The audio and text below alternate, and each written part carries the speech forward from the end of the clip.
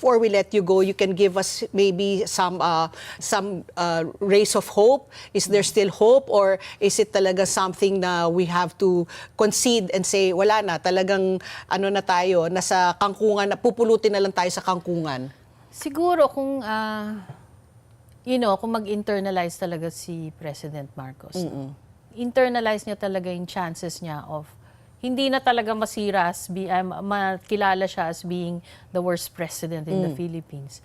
Dapat yung remaining term niya, gamitin na niya talaga to improve, the livelihood of the Filipinos. I can't even say improve the economy because it will take much more to improve the economy and bring results coming from that low base. Lalo ngayon, tumataas na naman ang crudo. Oo. Diba? Nasa 90 plus na naman ang crudo. Diesel. So, mahirapan na siya talaga makarecover from an economic standpoint.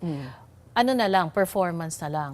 So, at least mag-improve yung survey results niya. Kung magbigay siya ng trabaho, ayusin niya yung inflation, provide subsidies, ganyan.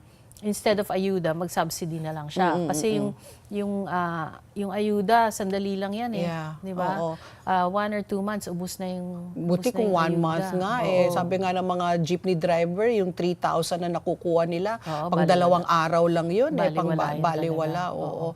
So, yun. So, dapat talaga ituunan niya yung attention niya in giving jobs and improving the pricing situation. Kasi that's the one that will help people, even the lowest, yung mga salaylayan, sabi nila, na at least makakope man lang.